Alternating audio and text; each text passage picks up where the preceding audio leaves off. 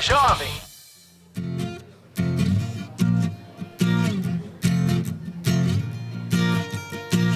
Hey, my baby will end that nice. Turn a lifestyle into a paradise. Living on the beach and eating fish every day. Sweeping from the fruit, from the juice that she make. And she love me now. Why wouldn't she? I love my baby and my baby love me. And she love me now because I'm young and able. She love me cause what I bring to the table. Thank you, ma'am, I do adore. This ain't the first time I've been here before, and getting easier with every task. It's not the first time and it won't be the last. So thank you, ma'am, for what you've done. I don't know where I'm going cause I found just where I'm from. Getting easier with every task. It's not the first time and it won't be the last time.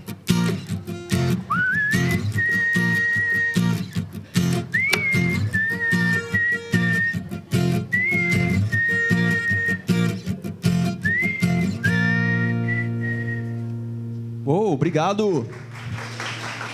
Olá, sejam todos muito bem-vindos. Esse é o programa Fala Jovem, começando pela sua TVA, o canal 16 da NET. O programa Fala Jovem, que é uma iniciativa da Escola do Legislativo Lício Mauro da Silveira, com o objetivo de aproximar mais os jovens da Assembleia Legislativa, promovendo debates, encontros e um programa itinerante que viaja aí por todo o estado. Hoje, a gente está aqui em Florianópolis recebendo os alunos da Faculdade Decisão e da Faculdade Borges de Mendonça. Sejam muito bem-vindos e, claro, também queria agradecer ao nosso querido amigo aqui, André Chambarelli, tocando um som pra gente. Bem-vindo, viu, André? Valeu, obrigado, hein? Obrigado pela presença.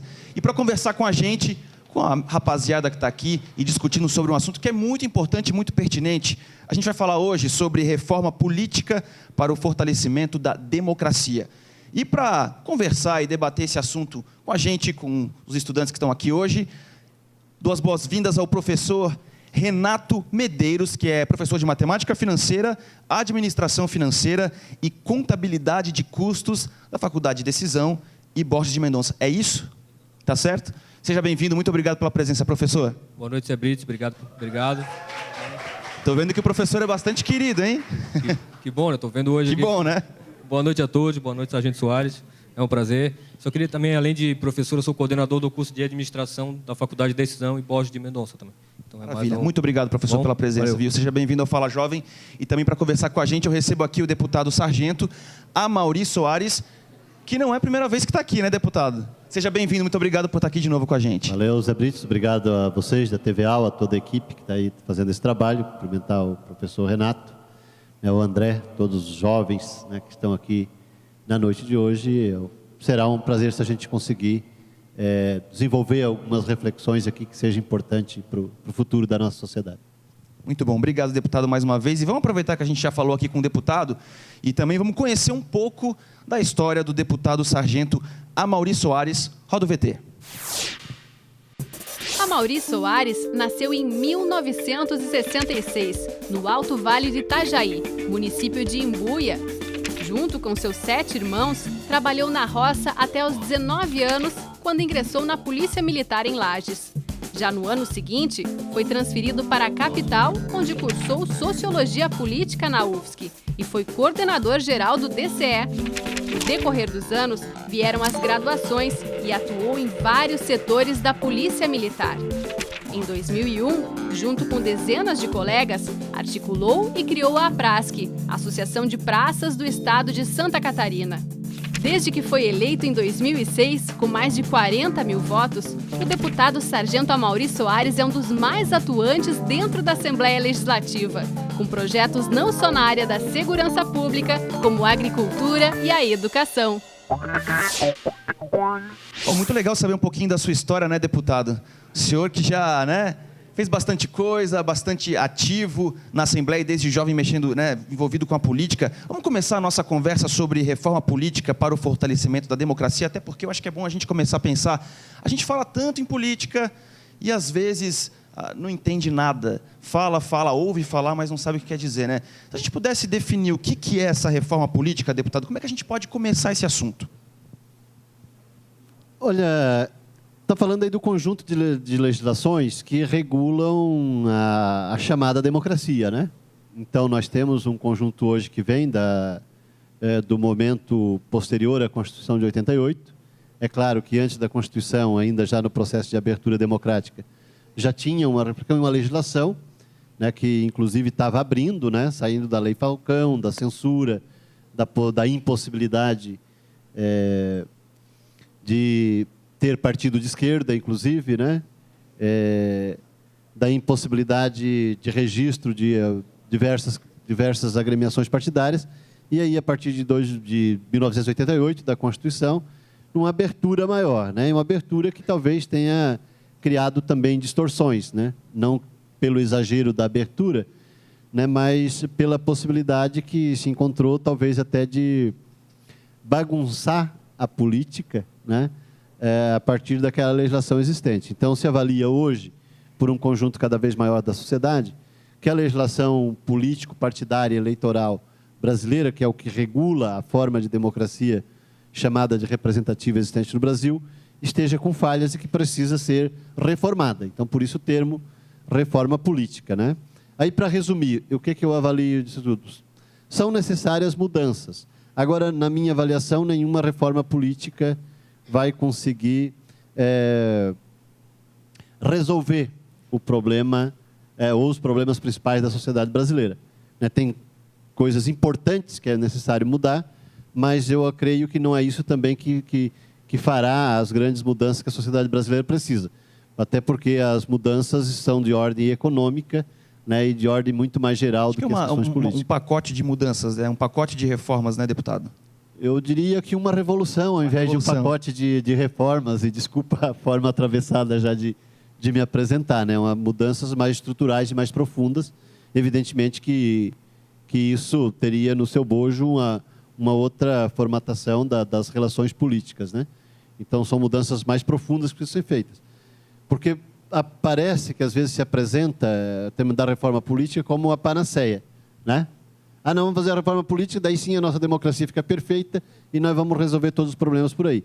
E tem questões que são mais profundas, né? Que são de natureza econômica, de natureza social, de natureza cultural, de natureza histórica, que também precisam ser tratadas e abordadas. Embora, repito, o tema é importante, necessário, e mudanças precisam ser feitas. E aqui, creio que, no decorrer do programa, né, muitas propostas serão apresentadas. Eu, pelo menos, tenho um conjunto já de posições que eu acho que, se fossem aprovadas hoje, seria importante, né, mesmo sabendo que não é a solução para todos os males, né, mas seria importante para dar uma regulada e uma melhorada, uma disciplinada na democracia brasileira. E eu acredito também que a grande maioria que está aqui, ou todo mundo que está aqui hoje, também acredita que a gente precisa de mudança, de uma reforma bem profunda na política, né? Alguém tem pergunta aqui? Você, né? Você pode levantar? Fica com vergonha, não. Qual que é o seu nome? Primeiramente, boa noite à mesa, a caros colegas. Meu nome é Miguel, do CCN 1. Estou representando aqui a turma. E a minha pergunta é, como é a aceitação entre os políticos com os... Opa, perdão. Repete. Fica nervoso, não. Minha aceitação é da reforma... Como é a aceitação da reforma política entre os políticos? Boa pergunta, né? Porque a gente quer reforma política, mas será que eles querem também? Daí aquela história, talvez, de botar a raposa a cuidar dos galinheiros, né? Então, quem tá quer ficar, né? E, então, mudança na legislação, né, que possam ocasionar a substituição rápida da maioria dos representantes atuais, certamente não são bem-vindas, né? Só para esclarecer que reforma política é um tema a ser discutido no Congresso Nacional, né? A Assembleia Legislativa tem um poder, aliás, tem o poder de opinião, assim como as diversas instituições da sociedade. A Assembleia Legislativa não muda a lei para mexer nessa questão de reforma política, é o Congresso Nacional. Mas você mexeu num ponto que é essencial, né? Que é talvez o nó da questão, né? Quem está lá quer ficar. E quem está lá chegou segundo uma determinada regra, né? E pode avaliar que, se mudar a regra, ele pode não voltar, né? Então, tem um conservadorismo bastante grande por parte dos atuais parlamentares, né? E não diria, fiz essa ressalva que não é a Assembleia, é o Congresso, mas não diria, não afirmaria enfaticamente que seria diferente se fosse, né, o debate a ser feito na Assembleia Legislativa. Se a Assembleia pudesse fazer a reforma política para Santa Catarina, né? E não pode, né? É uma legislação só para o Brasil inteiro.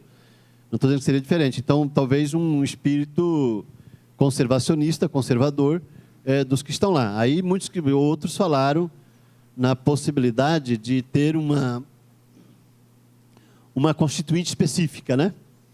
Uma constituinte específica. Então, nós vamos eleger lá 300, né, sei lá quantos deputados, representantes do povo, né, para especificamente fazer a reforma política, porque daí ela sai, porque esses terão essa tarefa, não estarão amarrados aos interesses corporativos, né, ou de grupos político-partidários hoje existentes, não terão, em tese, né, os vícios, né, de quem já está na estrutura há mais tempo, e terão mais êxito na reforma. Então, isso é um tema a ser tocado, é uma questão a ser colocada, porque quem está no poder não quer largar dele, isso é fato, né? Isso é uma questão bem delicada, né, deputado? É uma constatação, é difícil. Vamos para a próxima pergunta. Eu sei que tem uma pergunta ali. Eu. Você. Seu nome? Michele. Qual o seu curso? Contábeis. Fala, Michele. Boa noite, deputado. Eu queria saber, o senhor acha que falta um estímulo ao jovem para participar da política?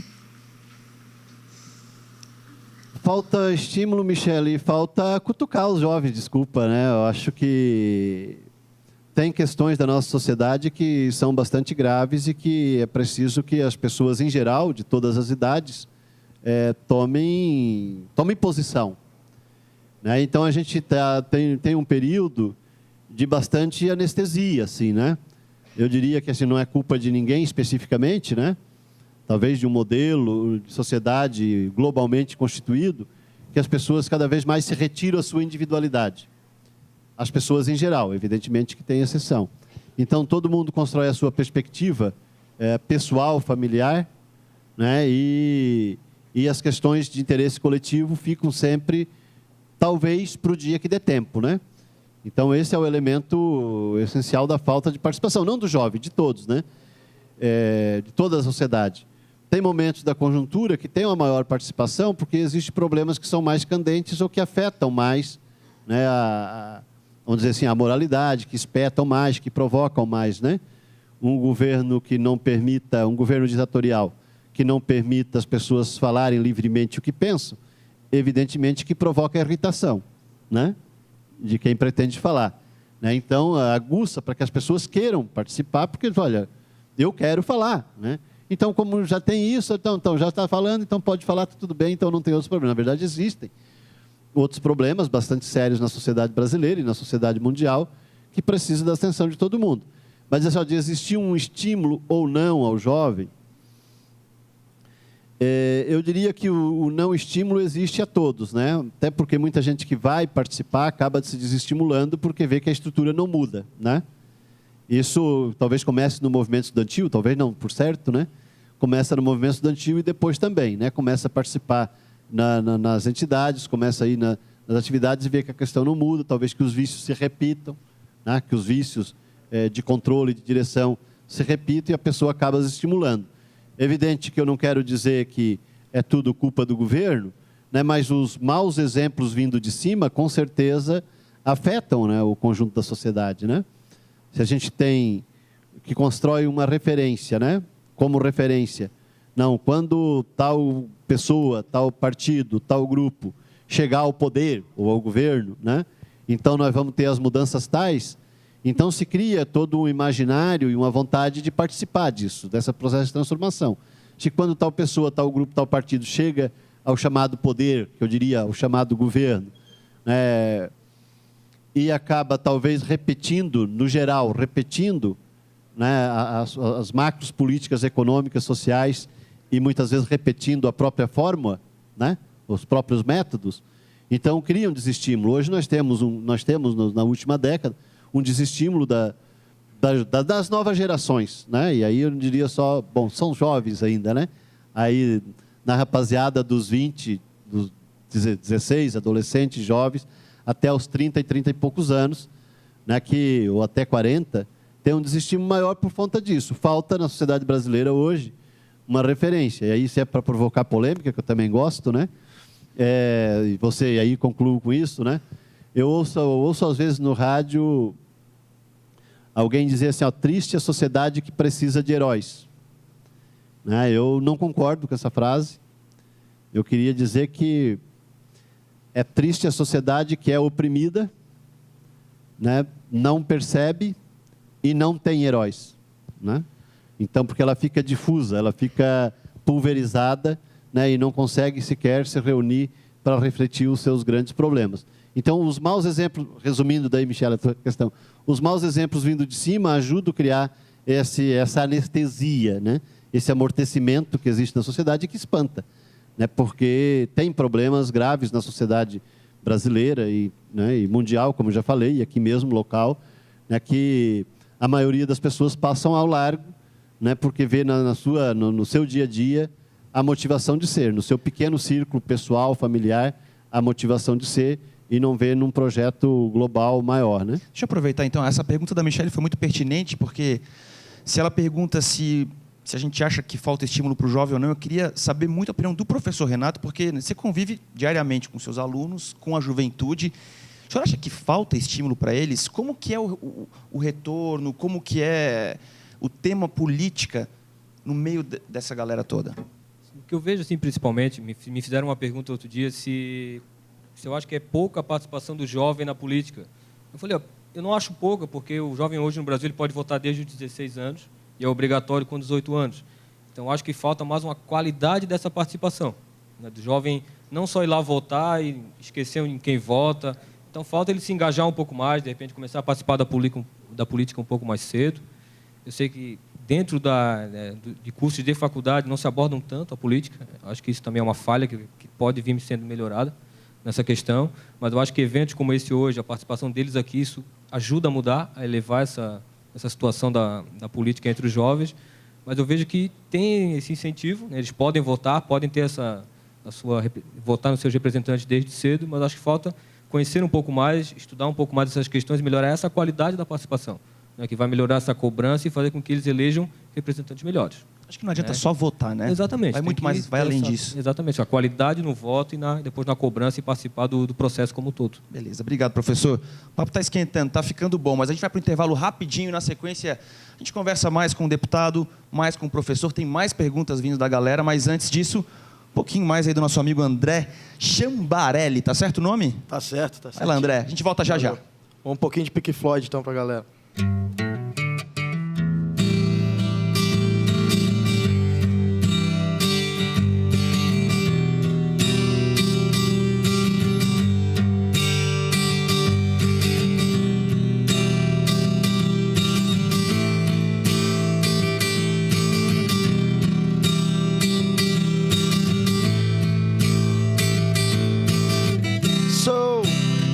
So you think you can tell and heaven from hell, blue skies of fame, can I tell a green field for a cold is too real, a smile from a veil. So do you think you can tell? Did he get you trade your heroes for ghosts, or ashes for trees, or air for a cool breeze, can comfort for change? Did you exchange a walking apart and a war for a lead role in the cage?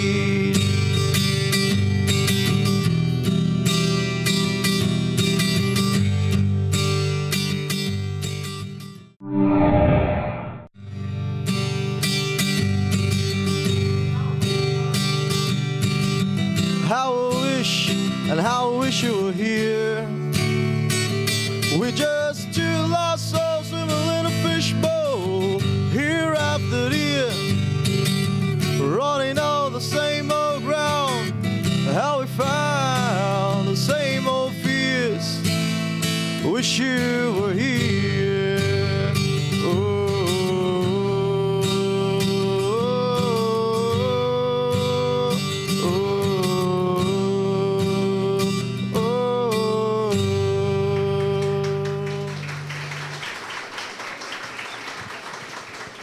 Estamos de volta aqui com o Fala Jovem, na sua TVA, o canal 16 da NET, uma iniciativa da Escola do Legislativo Lício Mauro da Silveira. E se você quiser levar o Fala Jovem para a sua cidade, para a sua universidade, para a gente poder conhecer vocês, levar convidados e debater vários assuntos interessantes, você pode fazer isso sim. É só ligar e entrar em contato com a Escola do Legislativo pelo telefone 48 3221 2828 ou pelo e-mail que está aparecendo aí na sua tela. Vai ser um prazer a gente encontrar com vocês aí por todo o estado e levar essas discussões e esse bate-papo interessante aonde quer que você esteja. Nosso papo está começando a esquentar, né, deputado? Está ficando bom aqui, o professor também falou um pouquinho.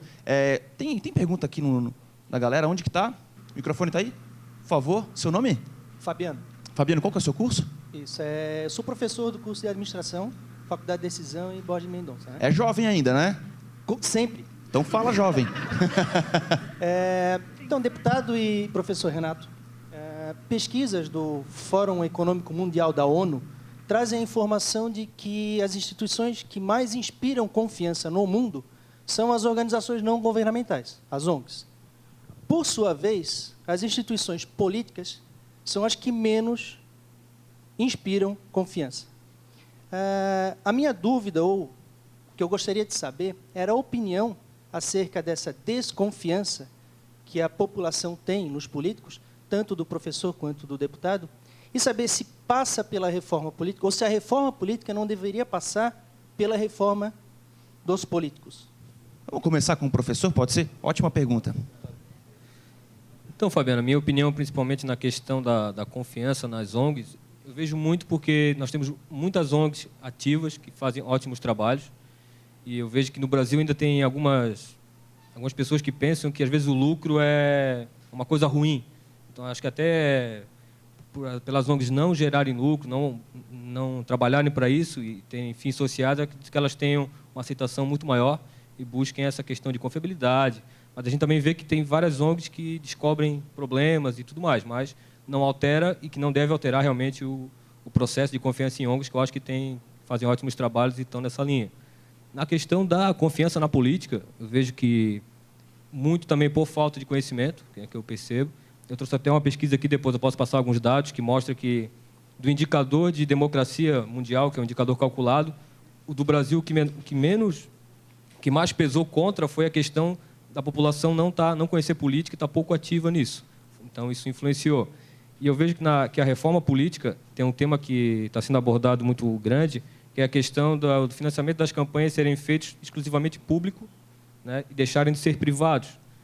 Eu acho que ainda é uma coisa muito difícil e talvez um pouco inviável, mas podia trazer, de repente, para a maioria da população uma confiabilidade no sentido de que, se não tem ninguém privado financiando, pode não ter, né, uma cobrança depois de favores, toda uma questão e tudo mais. Mas eu acho que ainda é uma ideia a ser muito debatida, talvez aumentaria muito os gastos públicos e pode ser inviável. Até gostaria de pegar o teu gancho depois, se o deputado tivesse opinião sobre esse ponto da reforma também, acho que seria bacana. Deputado, essa história da falta de confiança na política é uma história muito longa e antiga, né? E que vem até hoje, né? Vamos aproveitar esse gancho que o professor deu, falando sobre o financiamento das campanhas políticas. Qual é a sua opinião hoje sobre isso? Bom, eu queria primeiro parabenizar pela pergunta, mas dizer o seguinte, assim, tem algumas ONGs, né, no mundo e no Brasil que têm um grande reconhecimento. E talvez daí o resultado da pesquisa. Mas dessa coisa que é a desconfiança na política, as ONGs não estão isentas. Funcionam no Brasil e no mundo como lavanderias, inclusive como caixa de campanha eleitoral. No Brasil e no mundo, eu repito, professor. Só que daí não aparece como ONG, né? Aparece como outro nome, né? Poucas ONGs funcionam sem financiamento público, e aí é ONG só para facilitar a forma, desburocratizar e, inclusive, dificultar a fiscalização sobre o recurso público, né? E as outras ONGs funcionam com doações. As melhores são as que funcionam com doações de pessoas ou de instituições, né, privadas, né?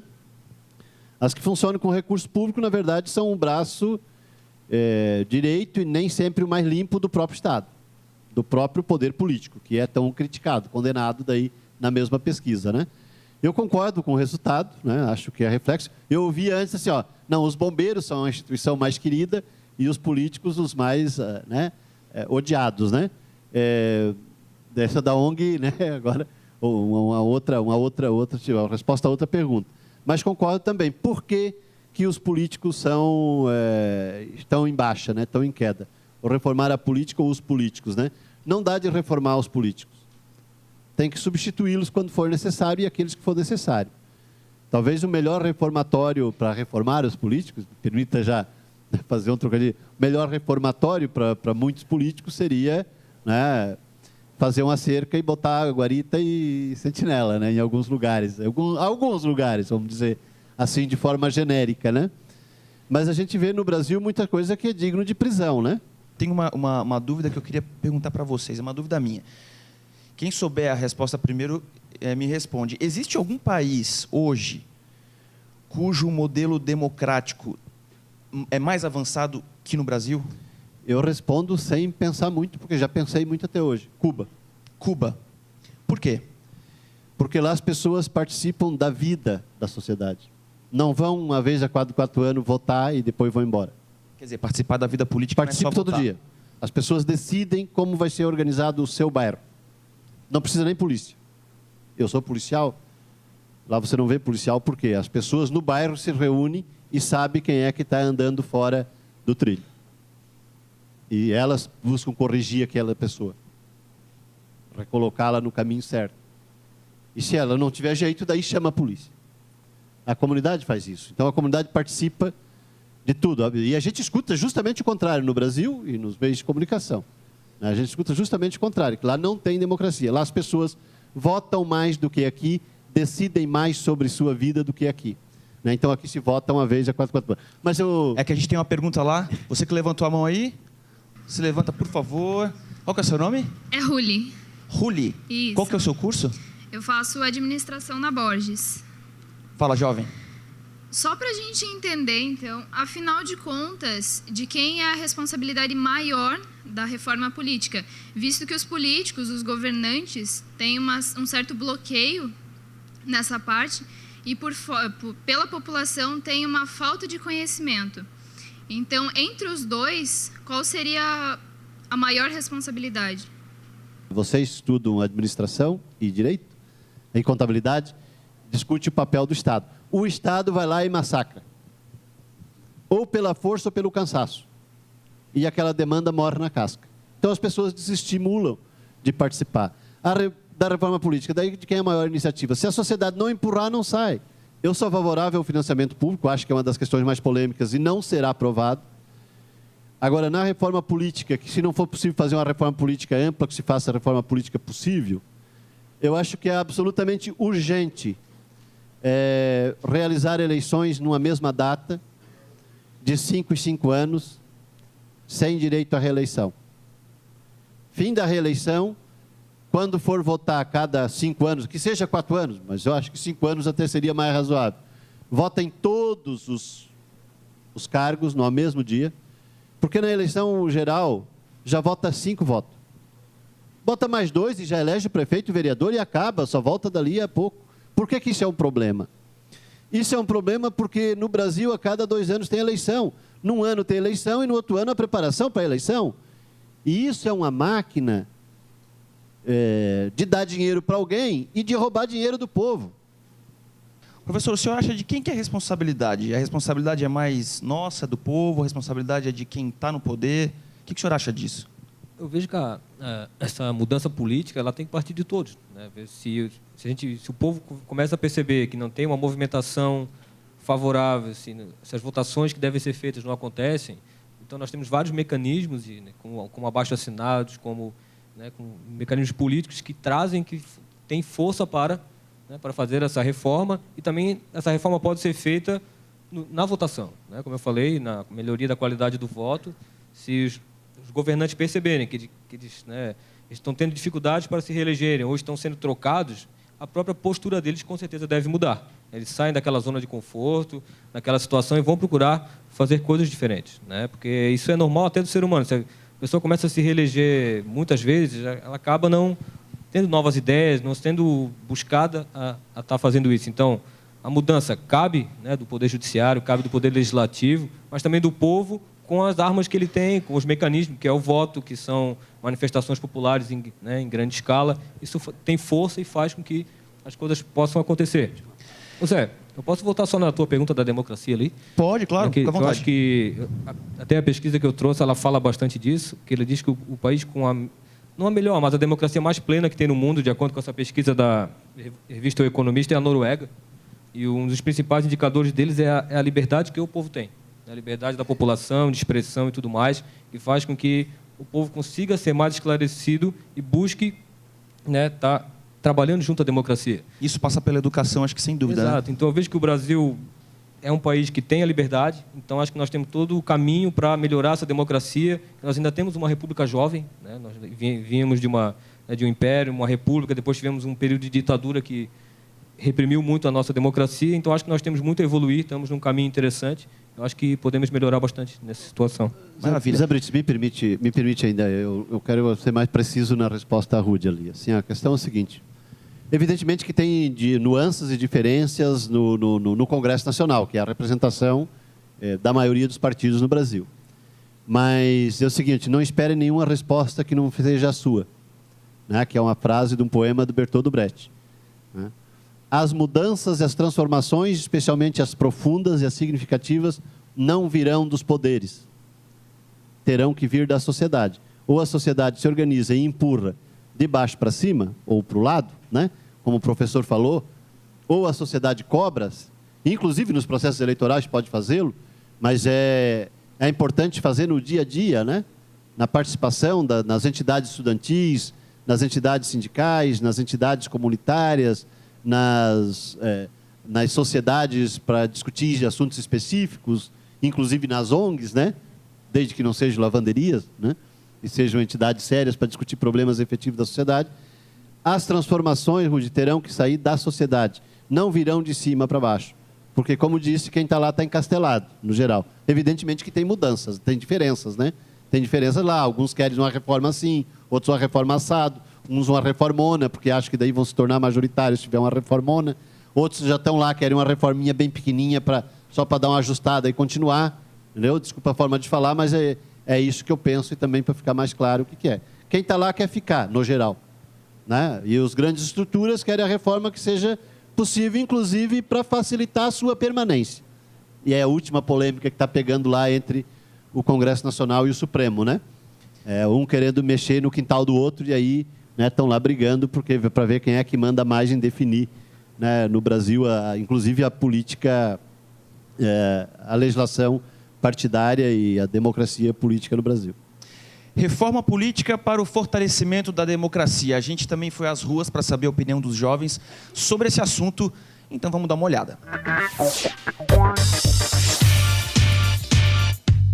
Bom, a reforma política, ao meu ver, são mudanças pontuais no modo de como é feito, como se dá a política hoje no Brasil. Acabar com a reeleição, acabar com o voto a cada 4 anos. Muitas leis já estão totalmente desatualizadas. Pode falar sobre reforma política, ser reforma do sistema eleitoral, do sistema dos 3 poderes, como eles se relacionam.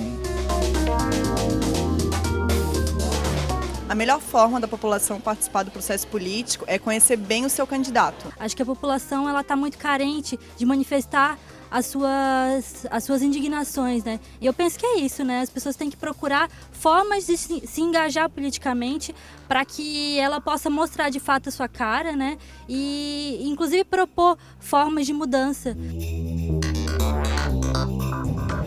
Acho que a internet ela é um mecanismo bastante proveitoso para poder cobrar e para poder estudar mais sobre o assunto da política. É um lugar de acesso universal, então eu ganho uma abrangência bem maior, eu acho que é bem importante. E eu vejo muito mais as pessoas tendo voz ativa lá do que falando sobre essas coisas, sobre mudança ou alguma coisa assim, efetivamente junto. A participação do jovem na política ela vem crescendo, apesar da dificuldade que o Brasil tem em questões de educação. Mas eu vejo um ponto positivo aí que a gente está começando a ter uma noção de o quanto é importante a política para a nossa sociedade. A gente está num sistema em que é obrigatório o voto, Então, isso desestimula a participação do jovem que se acomoda em estar votando e deixa de ter uma participação além do voto. Tem que quebrar aquele gelo que a política é ruim. A gente tem que ficar cada vez mais junto com eles para dizer o que a gente gosta, porque a gente é o futuro. Pois é, respostas bem divergentes aí na nossa enquete. Eu quero aproveitar aqui e fazer uma quebra de protocolo e fazer uma pergunta para os alunos do Decisão e da Borges de Mendonça. Quem aqui tem página no Facebook? Levanta a mão. Você não tem página no Facebook? Não? Uma exceção, hein? Mas é quase todo mundo. Agora, quem de vocês que tem página no Facebook já viu na timeline de vocês ali no mural algum post, alguma imagem, alguma coisa sobre política? Quem? Quem já viu aqui? Quem já comentou, curtiu ou compartilhou? Pois é. É engraçado porque hoje a gente tem a internet como uma grande ferramenta para as pessoas se mobilizarem, se informarem de alguma maneira. Mas existe também uma outra fatia que as pessoas comentam assim, a gente é muito ativista de rede social, né? A gente compartilha ali, mas às vezes não tira o bumbum da cadeira. Agora, quem compartilhou, quem comentou, quem já foi de fato às ruas e batalhar por alguma coisa aí? 2, 3, 4. Pois é. É engraçado, né? Ao mesmo tempo que a internet ela ajuda nesse sentido, mas a gente fica um pouco acomodado. Professor, o senhor acha que a internet pode ser uma ferramenta de transformação social, democrática? Eu acredito que ela é uma ferramenta de fácil acesso. Então, como tu falou, muitas pessoas compartilham rapidamente, aquilo se espalha, é viral, como eles falam. Mas também tem como é muito fácil clicar ali, compartilhar, de repente tu acha, eu vou clicar aqui para ajudar, para ver se alguém vai fazer alguma coisa. Hoje ela é uma ferramenta que eu acho que não tem mais volta, né? Uma ferramenta que vai ser sempre usada, ela vai aumentar cada vez mais, vão criando novas redes sociais, elas têm que ser usadas, acho que com muita responsabilidade também. Acho que ela vai ser cada vez mais ampliada e vai ser um dos maiores caminhos aí. Temos mais uma pergunta lá atrás. Você pode levantar, por favor? Seu nome? Estela. Estela. Qual que é o seu curso, Estela? ADM na Borges também. ADM na Borges. Fala, jovem. Boa noite, deputado. Boa noite, professor. Deputado, eu estou vendo que durante todo o seu discurso você tem falado muito da participação da população. E aí muitas vezes você repete a frase de que quem está lá não quer sair. Logicamente que a gente sabe que as pessoas que estão lá não querem sair hoje, claro que não vamos generalizar, mas a maioria delas pelas quantidades de benefícios que as pessoas que lá estão possuem. E aí eu questiono, até que ponto todos vocês que estão na política ativamente, que foram eleitos por nós, participam da nossa vida? E defendemos a tese de que vocês utilizam o SUS, seus filhos estudam em escolas públicas. Eu gostaria de saber do deputado se hoje o deputado possui plano de saúde, se tem filhos e eles estão em escolas públicas, e o que o deputado pensa a respeito disso. Deputado, só um minutinho, a pergunta dela é muito boa, mas a resposta é no intervalo, a gente volta daqui a pouquinho, um pouco mais de música para vocês.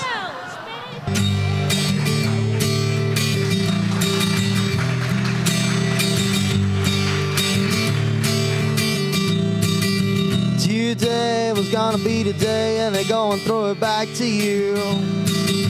By now you should have turned around, realized that it got it. We're gonna be the one that saves me.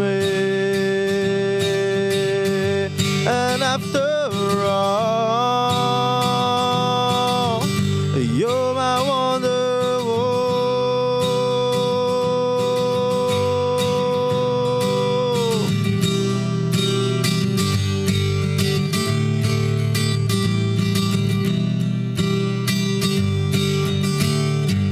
Fala, jovem, de volta pela sua TVA, o canal 16 da NET, aqui com a presença do nosso querido André Chambarelli. Queria agradecer de novo a tua presença aqui, André. Eu que agradeço também a oportunidade de estar aqui tocando para esse pessoal, com umas perguntas bem afiadas aí, que eu mesmo estava querendo fazer já. Mas antes da resposta, eu queria só saber um pouquinho da tua história. Conta um pouco pra gente o que você faz hoje aí na música. Hoje em dia, faz uns 8 meses eu voltei a tocar, eu me formei em arquitetura, né? Sempre fui músico, mas eu passei um tempo estudando. Aí depois que eu me formei, continuei trabalhando, mas a música sempre foi minha paixão e agora eu tô voltando com uma banda aí, a gente está começando a tocar. Começamos no sul do estado a tocar um pouquinho, estamos subindo. né? Que a gente espera tomar o Brasil inteiro daqui a pouco. É isso aí. Se vocês quiserem acessar, a gente posso fazer propaganda aqui, Claro, tranquilo? por favor. A gente tem uma página no Facebook, já que todo mundo levantou a mão aqui, acho que vocês podem dar uma olhadinha lá depois. O nome da banda se chama Meu Nome Não é Lulu. A gente toca um rock indie, assim, legalzinho, parecido com o que eu tô tocando aqui agora, mas um pouquinho mais pesado, que faz a galera pular. Daqui a pouco, eu espero que vocês deem uma olhadinha depois lá pra gente poder continuar tocando e fazendo um som pra galera. Valeu? Valeu. Obrigado, André, de novo, viu? Nada, obrigado aí. Agora sim, a resposta da Estela. É isso? Deputado, por favor. Estela, é o seguinte, eu, como já tinha, continuo tendo plano de saúde. Né? Sou servidor público, estadual, policial militar, tenho plano de saúde, que é o SC Saúde. Né? Quem aqui é servidor público estadual sabe que pode ter esse plano de saúde. A minha filha, que terminou o 2º grau há uns 4 anos atrás, 5, terminou aqui no Instituto Estadual de Educação. Aliás, sempre estudou em escola pública, né? E, claro, a Majante não era deputado, né? Mas, inclusive, os 2 últimos anos, 2º e 3º anos no 2º grau, no chamado 2º grau, ela fez no Instituto também e eu já era deputado. Mas eu concordo contigo. Se tivesse uma lei, se eu tivesse no Congresso Nacional e alguém dissesse assim, ó, representante da sociedade, né? Ou eleito ou em cargo em comissão, tem que usar o Sistema Único de Saúde e ele ou o seu familiar tem que estudar em escola pública, eu votaria com certeza. Não é para fazer demagogia que eu estou falando isso. Né? Posso até fazer o projeto na Assembleia Legislativa, mas quem está aqui da Assembleia e vive por lá sabe que é inconstitucional, né? Não passa. Mas o Congresso poderia fazer, né, passar isso. Teria o debate também da constitucionalidade ou não, do direito do indivíduo, teria tudo isso aí que entraria na conversa. Né? Mas eu estaria favorável, inclusive porque sei que é a partir dessa forma que os gestores, que os representantes públicos teriam mais compromisso com a saúde pública e com a educação pública. Mais uma pergunta. Deixa eu só lembrar quem que é você. Ali. Vamos lá. Seu nome? Boa noite. Meu nome é Carlos. Carlos, você estuda? No Decisão. ADM. Queria saber a opinião do deputado e também do professor Renato, se ele acha justo o salário que é pago para os nossos políticos no Brasil, além do salário, tem uma ajuda de custo de vários tipos. Que acha que isso seria um jeito de o deputado se melhorar de vida ou ele ser representante do povo? Vamos fazer. Isso está na reforma? Vamos primeiro pedir a opinião de quem não é político. Para ficar bem, né? Sim, a questão salarial acho que é uma questão tanto quanto delicada para ser debatida. Eu acho que o valor do salário dos deputados, poder legislativo e tudo mais, ele é balizado, né, por vários fatores, pelas questões.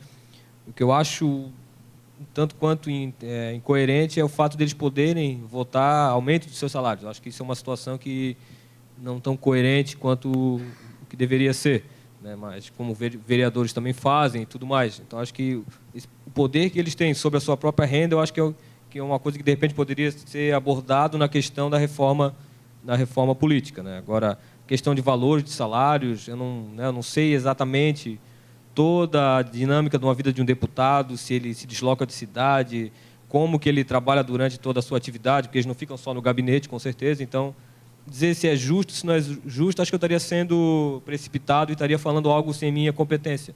Mas eu acho que a questão de o que eu vejo, que me incomoda às vezes, é o poder que eles têm sobre a sua própria renda. Acho que deveria ser votado por uma outra casa ou por um poder, alguma coisa que seja diferente, que não dê eles tanta essa autonomia total. Mas então, de repente, se o deputado puder me ajudar nessa questão. Acha disso? Eu tenho votado contra todo aumento de salário, benefício pecuniário, de etc., para os deputados, para os desembargadores e para os promotores.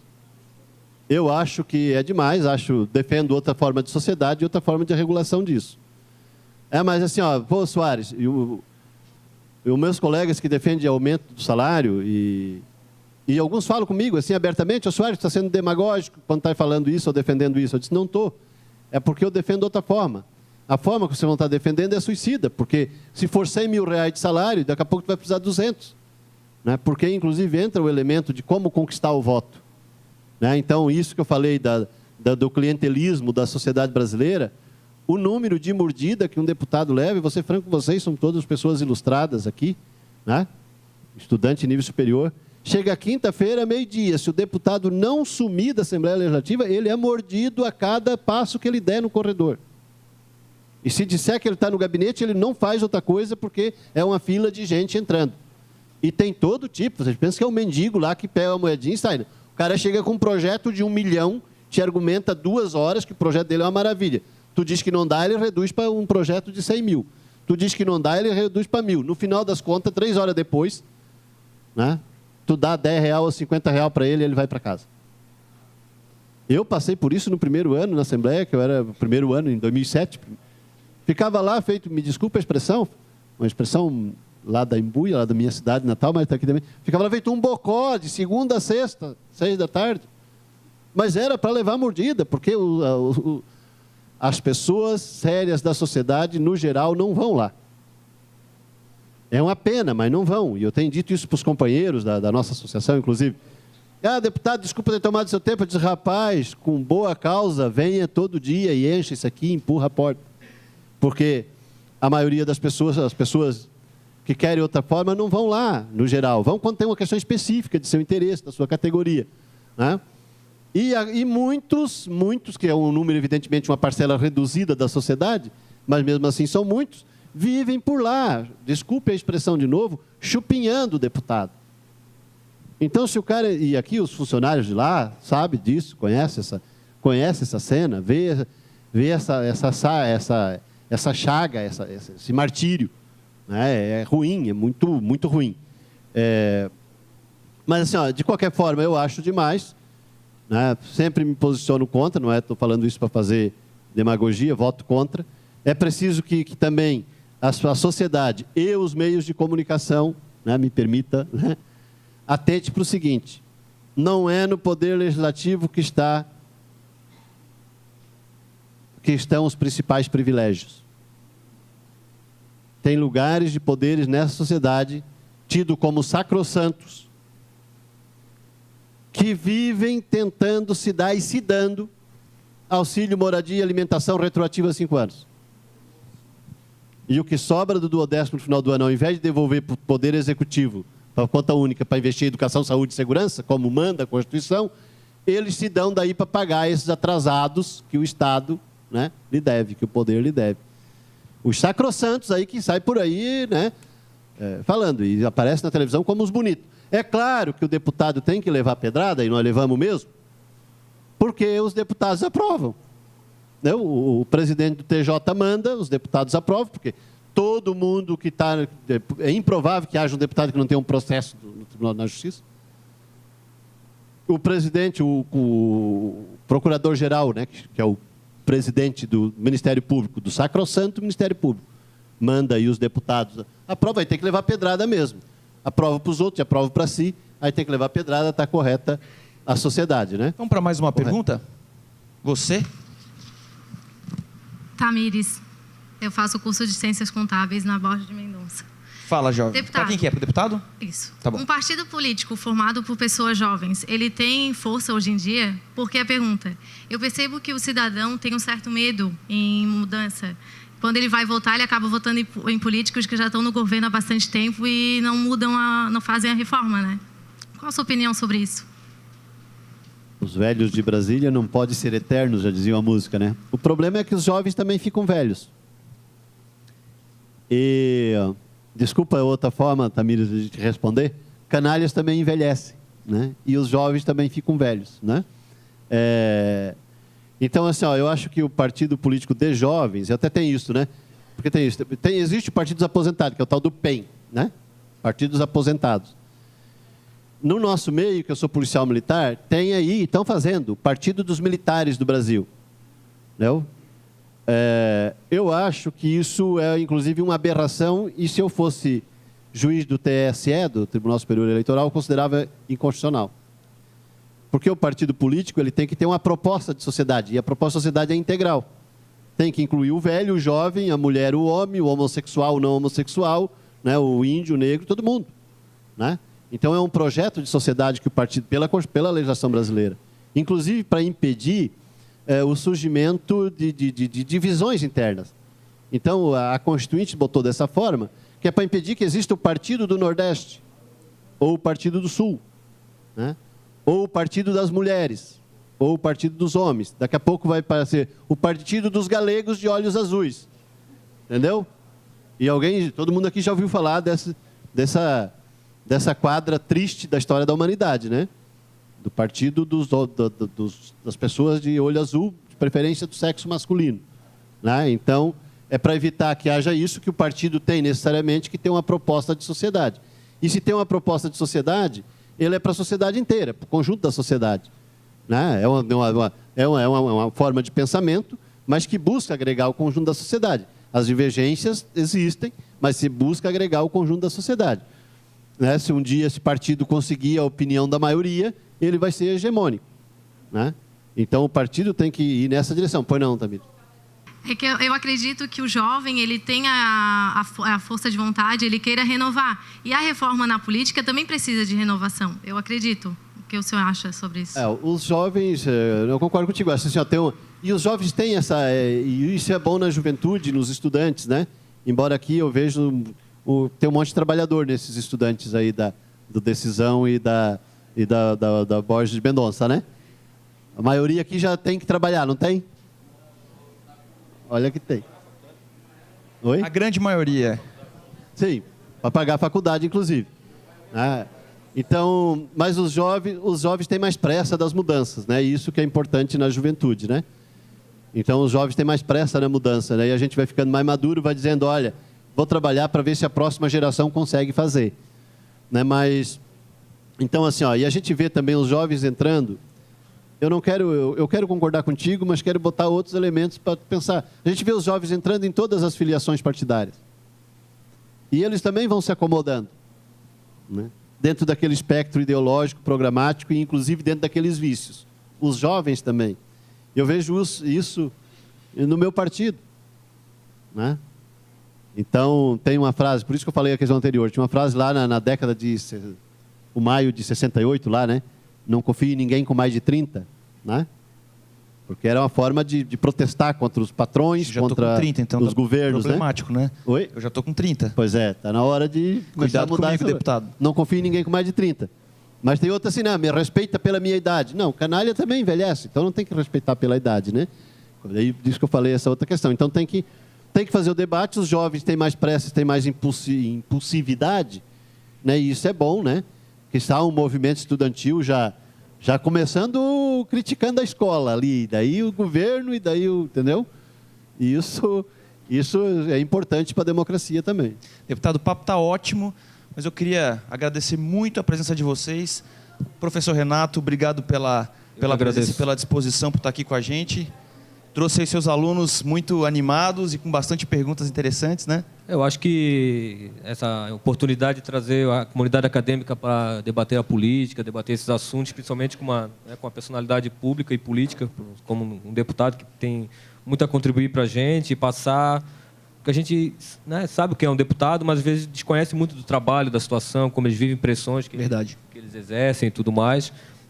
Eu posso fazer um adendo da pergunta dela ainda ou não temos, acabou o nosso tempo? Pode. Então, na questão ali da Tamires, eu acho que uma das coisas que pode ser abordadas na questão da reforma também é a criação de partidos. Eu acho que no Brasil é muito fácil criar partidos, todo ano aparecem 2, 3 partidos novos. Então, acho que os jovens têm que pensar, de repente, já entrar nas legendas que existem. Eu acho que um exemplo bem claro e recente que nós temos aqui em Florianópolis foi o candidato Pedrão, que se elegeu vereador. Ele, se não me engano, ele tem 25 anos, então ele é um jovem, né, bem jovem, e ele se elegeu principalmente com o apoio de amigos, redes sociais, pessoas que acreditaram na ideologia dele, no trabalho, acho que no caráter, na competência dele também, tudo mais, e se reelegeu num partido que já está consagrado, que já existe há tempo. Então, acho que muitos partidos pulverizam as ideias das pessoas mais competentes, então acho que dá para unir ideologias mais próximas que tragam essa situação e que façam. Então, acho que o jovem ele pode, né, participar da política que existe hoje, tentar mudar e se apoiar e ter novas ideias e não deixar cair nessa zona de conforto, como o deputado falou, que o jovem também se acomoda, né? Isso é inerente ao ser humano, mas acho que ter essa renovação e apoiar quem está hoje também acho que acrescenta bastante. Então, agradecer Zé Brites, deputado. Professor Renato, mais uma vez, muito obrigado pela presença. Deputado Sargento Amaury Soares, também muito obrigado pela presença, mais uma vez aqui com a gente. E o senhor sabe, as portas estão sempre abertas aqui. Zé Brites, agradecer a oportunidade a todos vocês, né, que produzem esse programa importante. agradecer, parabenizar o professor Renato, né, pelo pedir desculpa, né, pelo fato de eu ter falado demais aqui, não deixado mais tempo. Agradecer a todos vocês e dizer assim, ó, que independente de ser um programa, né, e a gente está num programa, né, fazendo um programa, ajudando a fazer um programa de televisão, nós estamos à disposição para debater esse e outros assuntos na faculdade, né, ou nas faculdades, ou com vocês individualmente, como queiram, que eu gosto de fazer esse debate, né? Viu, Flávio? Eu adoro fazer esse debate, nem que fica com 2 ou 3 pessoas filosofando até as 3 da manhã, eu acho que vale a pena. Nós estamos à disposição para outras oportunidades também, e desculpa por ter falado demais para variar. Imagina. Muito obrigado.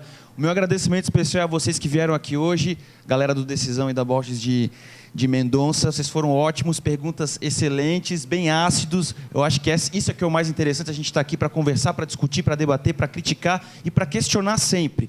Acho que a gente tem que questionar sempre aquilo que vem até a gente, e essa é a função do Fala Jovem. Aliás, se você quer levar o Fala Jovem para a sua cidade, para a sua universidade, para você também conversar com a gente, discutir, debater, é muito fácil. Você pode entrar em contato com a Escola do Legislativo Lício Mauro da Silveira. O telefone é o 48-3221-2828, ou também pelo e-mail que aparece aí na sua tela. Vai ser um prazer a gente ir até a sua cidade, conhecer você e conversar um bocado. Galera, muito obrigado, valeu, até a próxima. E a gente encerra com o nosso querido amigo André Chambarelli.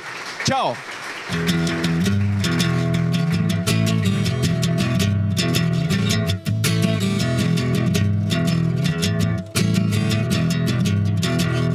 Well, I'm so above you and it's plain to see, but I came to love you in a way. So you pull my heart out, am I born to bleed? Say any old time that keeps me waiting, waiting, waiting, singing. Oh, oh, oh, I got a love that keeps me waiting. Oh, I got a love that keeps me waiting. I'm a lonely boy. I'm a lonely boy singing. Oh, oh, oh. I got a love that keeps me waiting.